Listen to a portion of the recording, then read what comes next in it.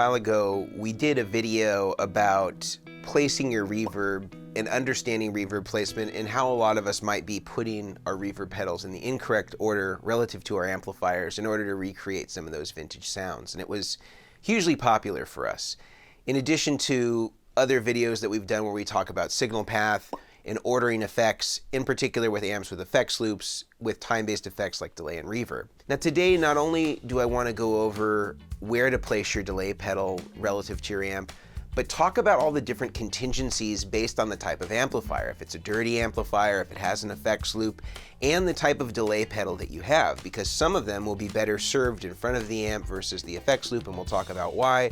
Whereas others may really need to live in the effects loop just based on the type of amplifier you have and the amount of gain that you use as a part of that amplifier. So today you're going to have a comprehensive understanding of delay, where to use it, how to put it in relationship with your amp, and the type of delay that you're going to need to achieve the type of sound that you want to get.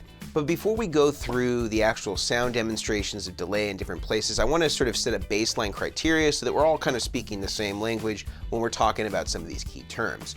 So the first thing that I'm going to distinguish is the idea of a clean amp versus a dirty amp. So in a clean amp, what I'm saying is that this amplifier doesn't produce any inherent distortion on its own and is typically using some sort of overdrive or distortion devices in order to create the overdrive in the amp. So again, the amp is not creating any distortion itself, it is using pedals running into it in order to create this distortion sound. This is opposed to an amp that's dirty or broken up. This amp inherently creates distortion. Sometimes this is caused by just turning the amp up really loud and creating distortion that way.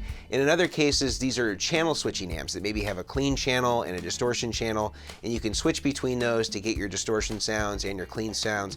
And that's as opposed to using a pedal to induce it. Now, some people will use pedals in addition to their overdrive sounds, but for the purposes today, we're just talking about those two distinctions in terms of clean amps where we're running distortion into them to create the overdrive or distortion versus a amp that's already dirty or channel switching that already creates the distortion inside the amplifier, and then how we're going to pair delay pedals in front of those.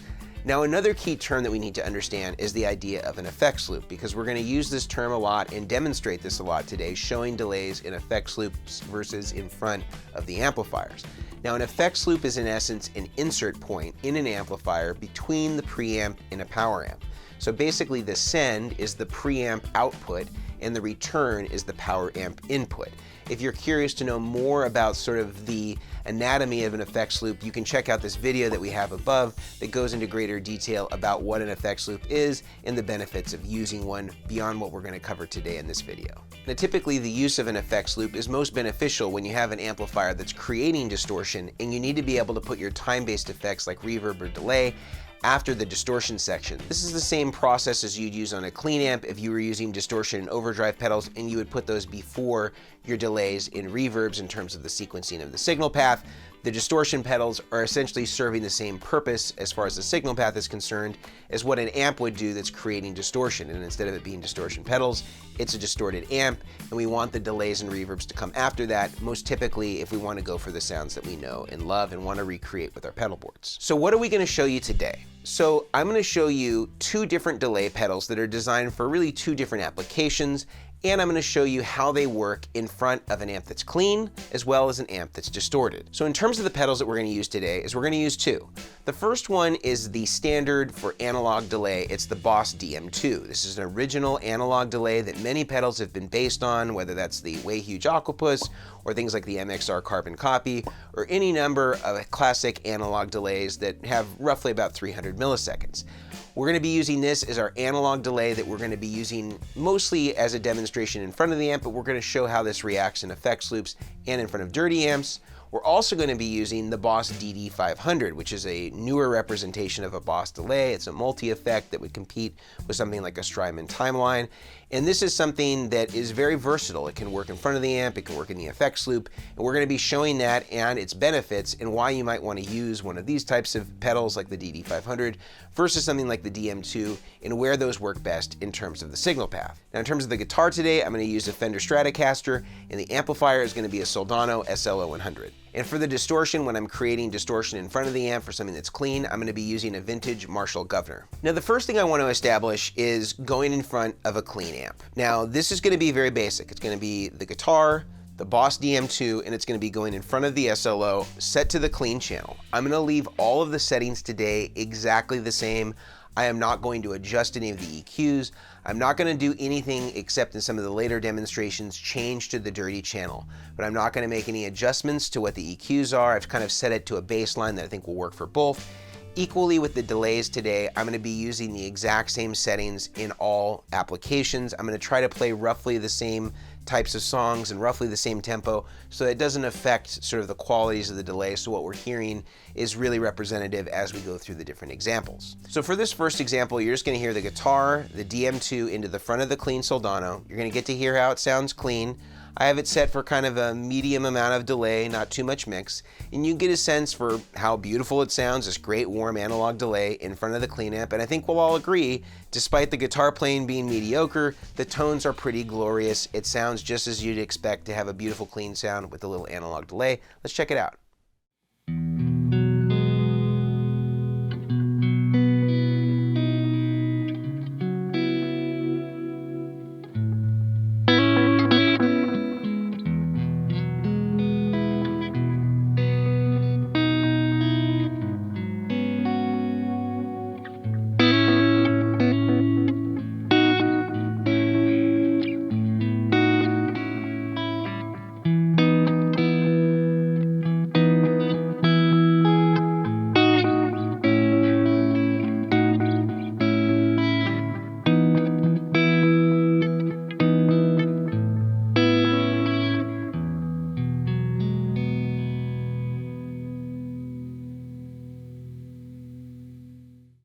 So it sounded great. I think that it's what we expect again from a DM2. It's a darker, warmer delay. It sounds wonderful in front of the amp. The amp is totally clean. We don't really have anything to compete with here. Now let's take this a step further and let's add a little bit of distortion to it. So I'm going to bring in the Marshall governor. So guitar is going to go into the governor is going to go into the delay, and then that's going to go into the front of the amp. Again, no effects loop is involved at this point. The amp is totally clean. So we're going to go ahead and involve that distortion, and we're just going to see how that handles the delay and how everything works together synergistically in front of the amp in the sequence that's pretty common for most pedal boards. Let's listen to that.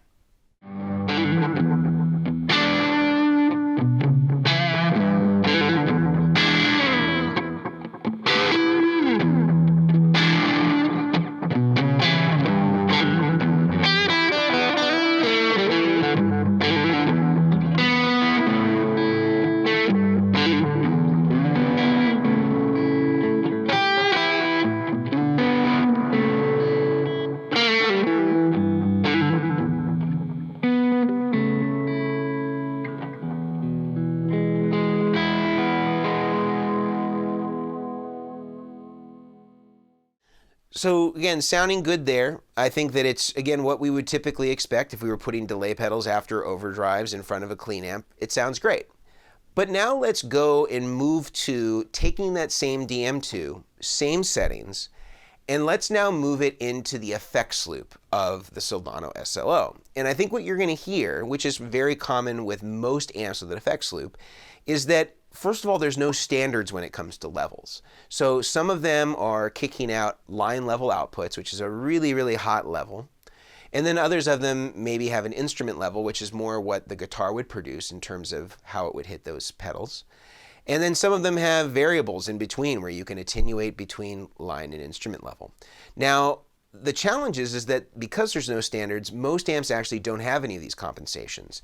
So you're going to hear as soon as I go into the effects loop with the DM2 with the same settings even, and still set clean, that it's going to clip the DM2 a little bit. And even though the amp is still clean and I've just moved that effect into the loop, it's creating a little bit more grit and distortion. And you'll hear when I dig in, there'll be a lot less cleanliness of the actual delay sound because the signal that's hitting it is so hot that it's actually clipping the delay. So let's listen to this now and let's kind of calibrate it against what we heard kind of two different examples ago where I was just playing the pedal clean in front of the amp. This is going to be a lot less pleasing. It's going to have a little bit more sharp ends on it, and certainly the delay is going to have that clipping on it, which is not so desirable for a really beautiful crystal clean tone.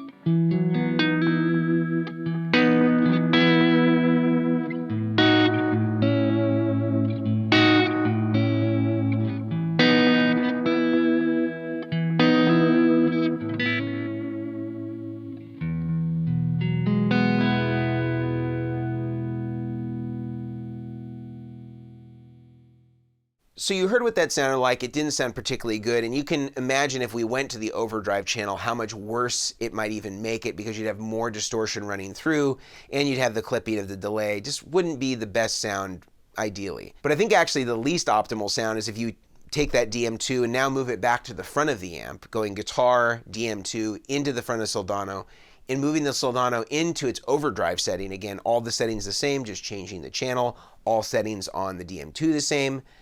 That it's really not ideal at all, because essentially what it's doing is the same as if we had taken that Marshall Governor from that earlier setup in front of the amp with distortion, and we swapped the order of the Marshall Governor versus the DM2 and went guitar, DM2, Marshall Governor, and then in the front of the clean amp. We're essentially doing that same thing when we're having the amp be distorted by going guitar, DM2, and then distortion. The distortion is happening after the delay. Just like if I had reversed the order of the DM2 and the Marshall Governor, you'd be putting distortion after delay. It's not a pleasing sound, but I want to show you an example so you can really calibrate yourself to what that sounds like. Let's listen to a little of that here.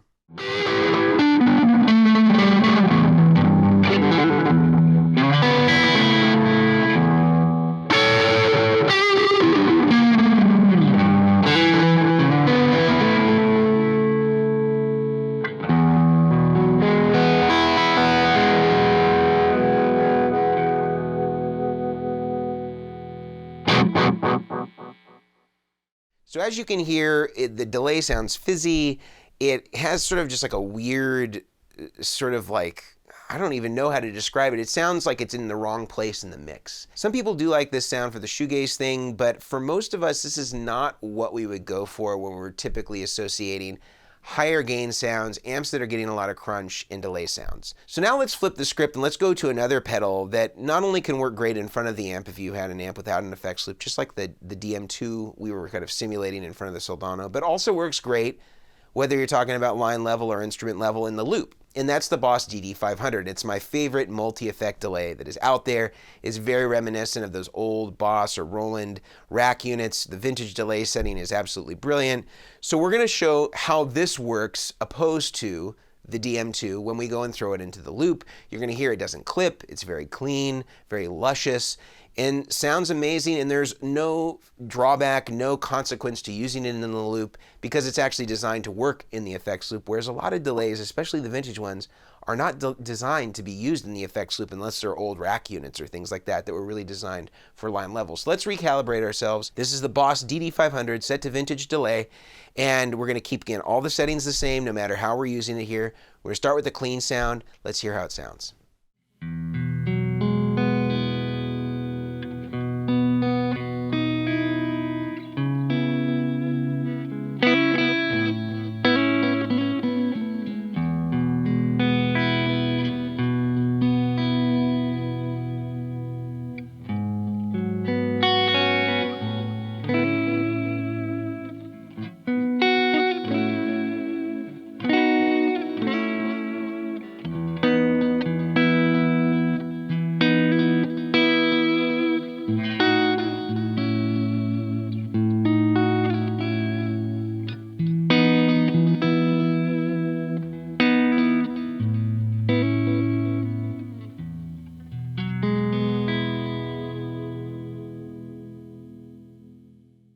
So brilliant there. Sounds great clean, doesn't have any clipping associated, even though it's still in the clean channel. Remember when we were with the DM2, it was doing some clipping. It was getting a little bit of distortion on the delay because the delay was actually being clipped by the level that was coming out of the Soldano loop.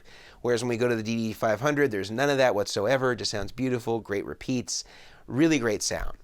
Now let's go to an overdrive sound where we're going to change to the same second channel, the overdrive channel in the SLO. We're going to leave the vintage delay setting on the DD500 in the loop, the same place that it was.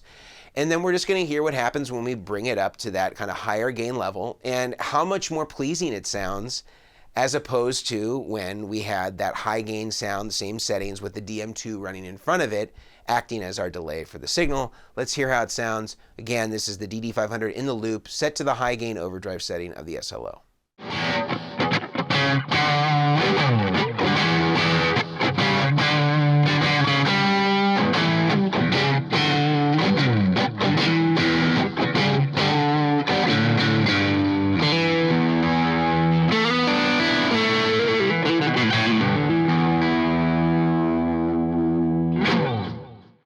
it sounds great. I think it's exactly what you would expect when you're thinking about getting delay sounds with a high gain amp. Now, there are some exceptions to this rule. You could argue that Eddie Van Halen used an Echoplex in front of the amplifier, and that was a fairly high gain sound that he was getting.